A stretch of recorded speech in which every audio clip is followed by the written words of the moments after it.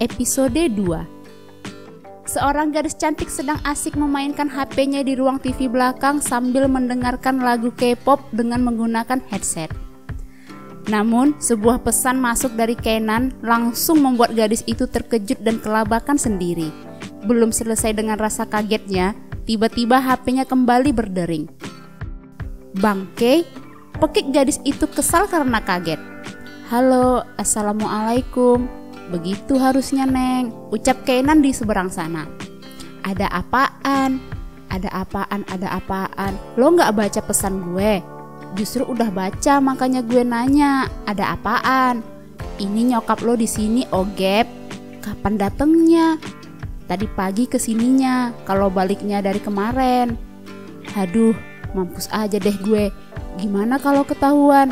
"Gue sih bilangnya lo lagi jalan sama Aurel ke puncak, makanya lo buruan balik sekarang." "Ya udah, gue izin dulu deh." Sambungan telepon terputus membuat gadis itu segera beranjak dari duduknya dan pergi ke rumah Kenan. "Halo Javi, nanti kalau gede jangan kayak abang Aiden ya, yang cerewet, bawel, nyebelin. Kalian berdua harus jadi ponakan yang nurut sama uncle-nya," ucap Bian yang sedang berjongkok di depan dua stroller baby twin J. "Enak aja, Aiden gak kayak gitu ya," jawab Aiden kesal tidak terima. "Gak gitu gimana? Orang kenyataannya aja begitu kok," ucap Bian meledek. "Baby twin J, kalian jangan dengerin omongan seorang playboy. Kalian harus nurutnya sama abang aja ya," kata Aiden kepada baby twin J. Nah, tuh lihat om," baby twin J senyum. Teriak Aiden histeris kala omongannya direspon oleh baby twin J. "Halah, itu bukan ngerespon omongan lo. Dia lagi terpesona lihat uncle-nya yang paling ganteng ini," kata Bian dengan menyugarkan rambutnya ke belakang. "Cih, ganteng. Gantengan juga Aiden. Nih ya, nanti kalau mereka udah gede, Aiden mau bentuk boyband bertiga pasti keren," kata Aiden dengan tersenyum membayangkan dirinya bersama kedua sepupunya menjadi boyband. "Hahaha, suara lo aja fales. Dance apalagi, mana bisa, badan kaku kayak kayu begitu mau ngedance, hahaha." Bian tertawa terbahak mendengar penuturan Aiden, membuat Aiden cemberut kesal.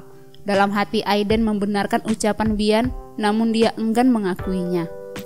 "Ini ada apaan sih berdua, kenapa ribut terus?" ucap Tamara yang baru datang ke ruang keluarga. "Loh, Jenar mana?" tanyanya lagi. "Non Jenar sedang keluarnya," jawab Ayu sopan. "Tuh Om Bian, Oma, masa Aiden dikatai kaku kayak kayu?" adu Aiden kepada Tamara. "Ngadu terus," sindir Bian. "Bian," kata Tamara lembut, "kapan kamu bisa punya dua jagoan lucu begitu kayak abang kamu? Tanya Tamara tersenyum miring. "Mah, kenapa pertanyaan mama itu gak pernah berbobot sih, Mah? Noh, lihat ada anak tuyul juga di sini," kata Bian dengan kesal. "Aiden gak dengar apa-apa kok, lanjutkan," kata Aiden kembali fokus bermain dengan baby twin J. "Nah, denger kan?" kata Tamara dengan senyuman kemenangan. "Serah dah, serah," kata Bian lalu menghempaskan tubuhnya di sofa. "Jadi kapan kamu mau mengenalkan calon ke mama papa? Tanya Tamara lagi. "Ntar lebaran monyet," jawab Bian ketus. "Emang monyet kapan lebarannya om?" tanya Aiden serius. "Tanya sendiri sono sama monyetnya," jawab Bian semakin kesal.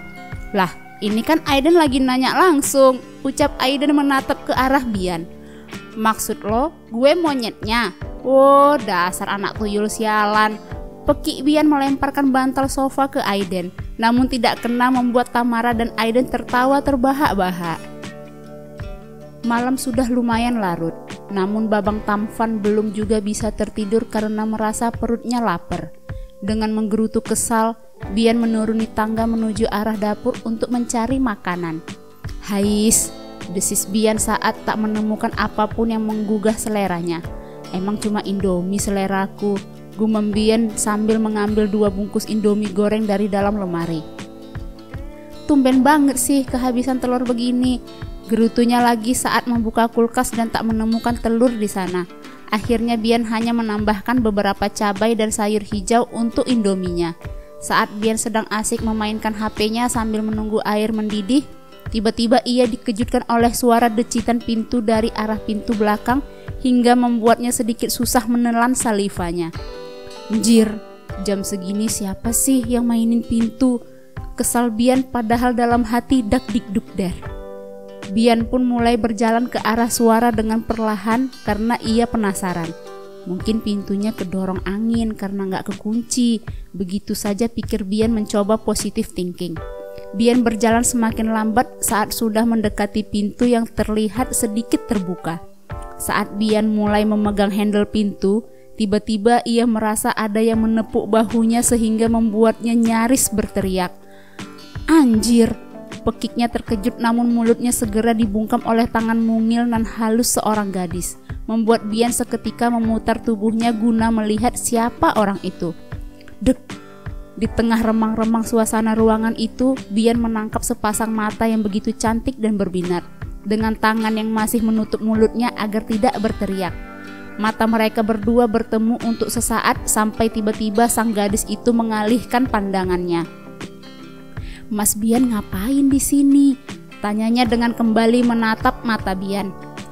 Heh, harusnya gue yang nanya, ngapain lo jam segini masih keluyuran di sini? Tanya Bian sedikit kesal lantaran masih merasakan jantungnya berdegup begitu kencang. Entah karena terkejut atau karena tatapan mata tadi, Bian tidak tahu pasti. Yang jelas, Bian tak akan mau mengakui bahwa jantungnya berdetak kencang lantaran tatapan mata tadi.